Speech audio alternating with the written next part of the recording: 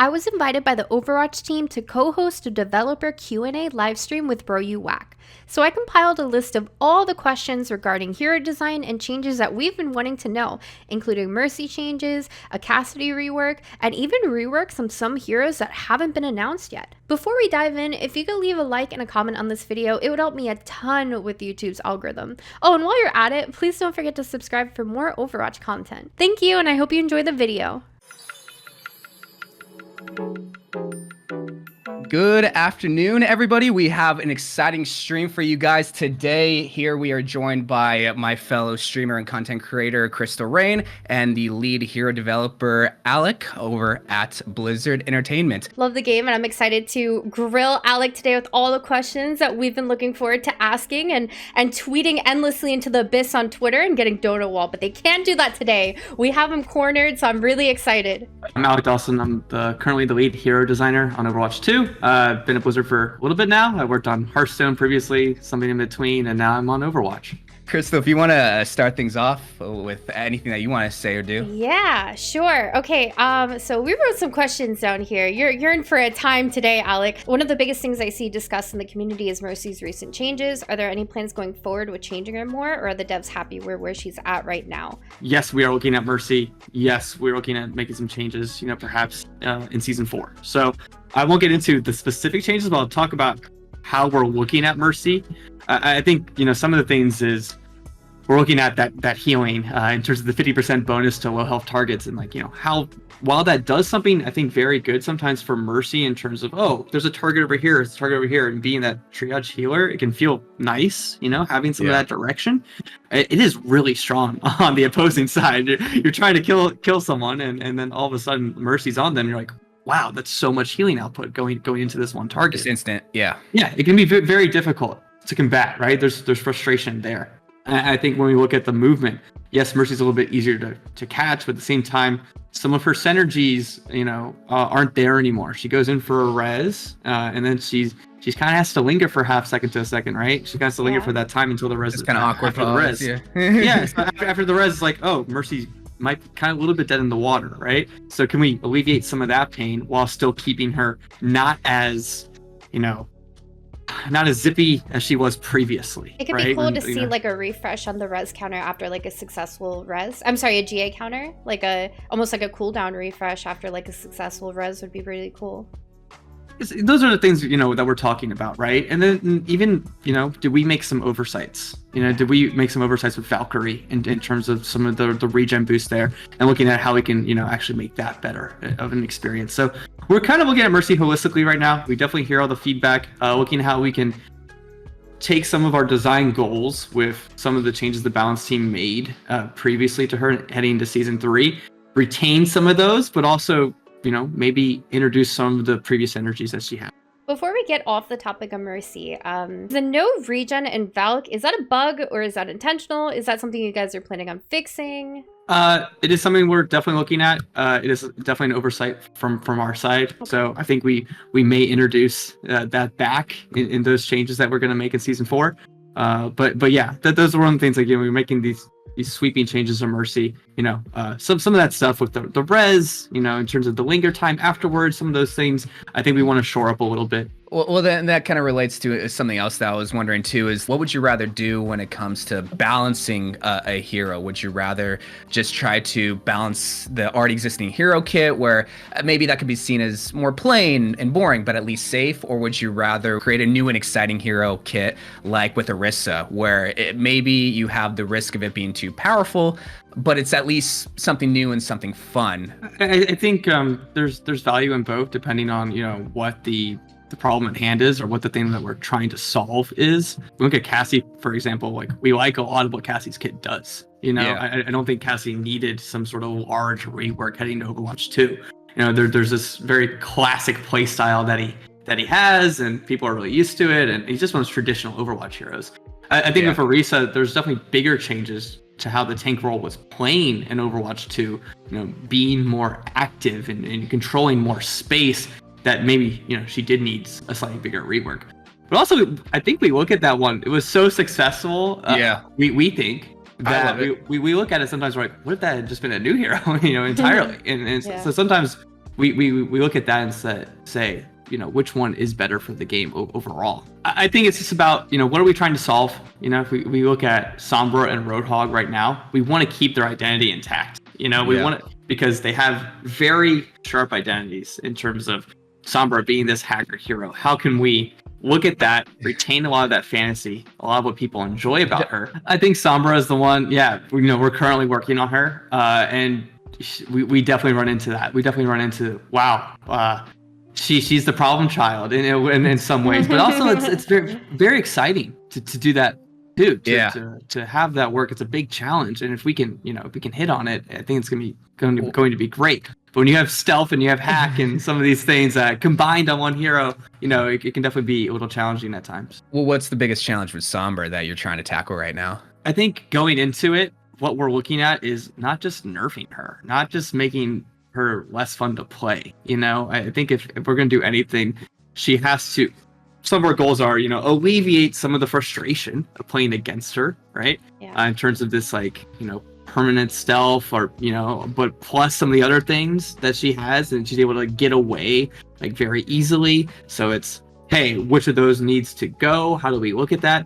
But also just not nerfing her kit so that she's no longer fun to play. You know, we still want summer players to enjoy her. Maybe there's something new for her when she comes out. There's a new toy in terms of like an ability or something in her kit that's very different.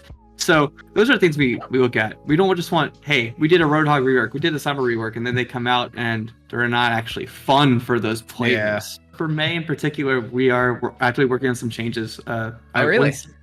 Yeah, they're not too far away. We've mentioned them before, where there might be some that slow build up coming back into her kit. She won't completely freeze, but maybe she adds a debuff to someone and they're slowed for a certain amount of time. Her change is a little flat in terms of just the that one passive slow just on you, rather it's like, how can we get up to that little mini game that you were playing beforehand, you know? So my next question was, what is the thought process behind reworking abilities or even heroes as a whole? For example, things like Cassidy's magnet grenade feel awful to play against, and I remember you guys saying it would potentially be reworked, but what is the process behind reworking those things? Yeah, it depends on the hero and sort of what we're looking at. You know, something like you just mentioned for Mei, where there's something that we see, it's like, hey, her left click is not nearly as fun as it used to be. And how can Stop trying to figure out which one's left click. Yeah, I was hoping nobody figured that out. Primary fire. The main man. So it's like, okay, we're looking at our primary fire. And that's something that's a bit more smaller in scope, because we're identifying this thing that we want to change. Whereas we look at, you know, something like Roadhog, it's, you know, we want to look at holistically how he can play better for his team, how he feels the tank role a little bit better, but also still give the things that players that enjoy playing Roadhog, you know, are attracted to. So we look at more than maybe just one ability there in terms of how it can change a little bit to achieve our goals. That process, I mean, it can take anywhere from, you know, a few months to maybe 6, right? It's depending on how big those changes are. Are we adding a new ability? You know, that's going to take a lot of time, whether it's modeling or VFX or other art and sound and all these other departments, rather than something that we can do that's a little bit smaller. It's all design oriented, right? So sometimes, depending on how much, you know, resources and help we need to achieve whatever that rework is, it can take a lot longer, right? What tends to come first, the hero or the lore? Like with Kiriko and her whole backstory where she trained with the Shimada brothers, what actually came first? Was it like this unknown, unnamed girl that trained with the Shimada brothers and they ended up making a story based around her and a hero and a playable character? Or did they make Kiriko and were like, yeah, you know what, let's say that she trained with the Shimada brothers? Like, which one actually came first there? Yeah, I don't know completely. I would have to ask the narrative team, but I believe you can't ask Kiriko herself? Yeah. You don't have her in speed but dial? I believe, you know, it wasn't necessarily mentioned at the very onset of like who Kiriko was, but you know, there were some things that we were developing that, you know, okay, that's Kiriko, and then how can we introduce her into Overwatch? So, you know, some of those heroes were multiple efforts from multiple teams in terms of like who they are and what they're about, and Kiriko is one of those that was very rich in the Overwatch lore, and we wanted to make sure, like, you know, she had her own proper introduction. I think it's important, you know, there's two sides here. It's important for us to continue to build out the Overwatch universe in terms of what is possible within the Overwatch universe and introduce new heroes that don't exist in lore, you know? Yeah. and expand, where those heroes are coming from and all of those things. It's important to continue to do that. But it's also important to look at some of the heroes that, are characters that we've established in the lore and Well, talk about how can we bring those to life. Yeah, Ramattra Yeah. in particular is, a major player in Overwatch in terms of Overwatch 2 and the story. So we're looking at that, currently in terms of our future heroes, where do we want to build out new things, but also in terms of the existing lore, who are the heroes that we want to also craft. So you'll see a mix of it. To be honest, you'll see new things that don't necessarily exist in lore yet. Then we create and figure out how to introduce them into Overwatch. And then you'll see some, familiar faces that you may have seen previously that become heroes later on. One thing that I wanted to kind of go back a little bit on the whole topic of like the reworks and everything like that. What about like the negatives behind it? Like, has there ever been a time where you guys changed a hero in the past and it ended up not really working out the way that you guys wanted it to? I'll talk about some of the negative side effects of some of the recent changes we made. So look at Roadhog, right? Roadhog, when we first nerfed Roadhog in January, big drop off, right, in terms of Roadhog's win rate and play rate and everything. And we don't want to do that for a hero for too long. We don't want to have a hero just, basement them for too long, where they're underneath 45% for an extended period of time. So over time, we've given some of those heroes, a little small buffs. We've given Sombra some small buffs over time. We've given Roadhog some small buffs over time to lift them back up. That process for those reworks does take a long time. So you may not see some of those for a little bit longer in terms of when they actually come out, right? All right. So Roadhog is really like the only time that you guys have been like, oh, I think we overtuned this or didn't do it enough. I wouldn't say that's the only time. There's definitely. What's the time? What's the time that you can recall? I think we also look at times that were too soft. I think with Sojourn in particular, I think we were a little soft early on in terms of some of the nerfs that she received. Maybe we look back at that and a bit more heavy-handed early on to get her into the right spot. Where you look at the whole list of changes and sort of where she ended up, win rate-wise, she got into a place that's, definitely a lot lower than she was previously. But what if some of those changes were a bit more upfront than they were? Took a while there, I think, and players really felt some of that frustration of, oh, Sojourn's still this hero that's really, really good at the top ranks, and maybe we should have been heavier there. Just on that topic, are you guys more hesitant when you nerf things or when you buff things? Like, what are you guys a little more scared to do and be heavy-handed with? Yeah, it depends on what we're nerfing, right? I've been recalling the Roadhog example a lot here, but if we're nerfing, that one shot, we want to make sure it's just in terms of like how hard it is to achieve. It takes a hit, a significant hit, right? If we're nerfing something like overall damage and things like that, we might be a little bit softer there in terms of, because overall we look at the spectrum of heroes and they're in these predetermined ranges of damage and healing and everything that work within the system, right? So if we nerf something too much, we know it's not necessarily going to be up to a power level that's appropriate. So those are some of the things we would talk about. I think what we've been seeing from season to season, that some of these changes have been a bit more heavy, and that's mainly so that the balance team is trying to achieve this variety that you're seeing in terms of how metas can shift. The Mercy players in the community are going to love me for asking this. Any internal discussion about a separate sensitivity for pistol? Yes, I think so. I think that's one of the things that is on our list that we're talking about in terms of the hero settings. Yeah. Yay. And it wouldn't just be, it'd be for any hero that has different weapons. We'd be able to look at that and then make sure Orbion's hammer standard. sensitivity. That's what we need. Giving us the real. If someone really wants it, we'll see. Based on this current state for Overwatch 2, what do you think the game could really benefit from? A dive hero, a high skill gap hero, a passive hero? So obligatory more supports. So I'll say that first. But I think also just ways that I would love us to keep introducing heroes that make you feel differently about the game, make you think differently about your compositions, and in terms of what's possible, in terms of the compositions that you're putting together. I think Kariko in particular does a great job of like, oh, Roadhog has this like really big weakness, Kariko can shore it up a little bit. That's an interesting combination, at least, right? Yeah. So especially when we look at down the road of supports, like how do they play with others? What are they unlocking for other heroes? I think is important too. So those are some of the things we talk about, but also just want to make sure that Overwatch continues to introduce heroes that are really exciting to play, bring something very different, and continue to and continue to surprise players with what the team's cooking up. Does the Overwatch team share that same kind of community opinion that magnet grenade is not only annoying but kind of overpowered? We think it probably does a little bit too much damage. We're still playing with a number of things with Cassidy. I think overall the thing we'd like to look at is, hey, we just lost some synergy with right click and left click and the E ability. So we just lost a little bit of what made the character really flow nicely.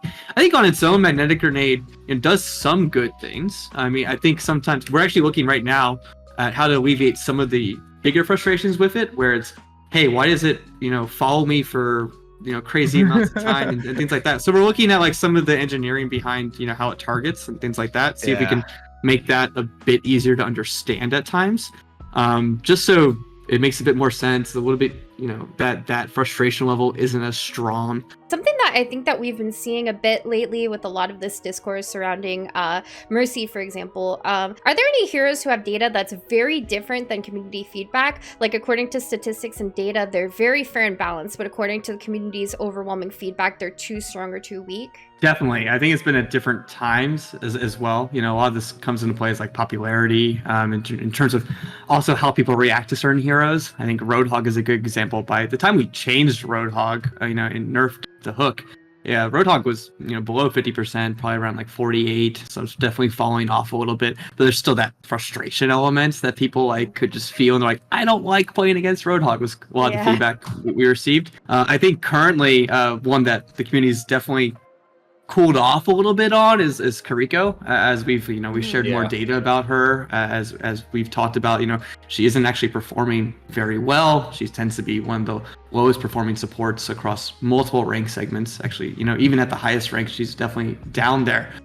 So at the same time, she's very popular. You see her in a lot of games and things like that. I think people like her because of the comforts of using her primary healing and things of that nature. So those are definitely some of the ones recently we've been seeing a lot of. I think Sojourn even recently. I think there's still some of that. Sometimes it sort of lingers. Yes, she was up there in terms of her win rate, but where is she now compared to where was she 2 months ago? Very different places. So I think sometimes players oh, Sojourn's still this top tier hero. I don't think the community as a whole says that, but sometimes you see some of that sentiment linger for a little bit until a hero just has some time to rest at a certain win rate and play rate. This was all very insightful, and I appreciate you giving Zach and I the opportunity to host us on our channels and ask you questions. And I know that there's a lot of people in my chat, and I assume Zach's as well, that are really pleased with a lot of the answers that you've given. Especially the Mercy players. They've gotten a lot of closure today. They have their validation for a lot of things, knowing that it's not as intended, or it might be fixed in the future, it might be changed or whatnot. So I think all in all, very, very awesome, productive hour. I've learned a lot, and I appreciate you taking out the time. Thank you. We should do it again sometime. Yes, tomorrow. See you there.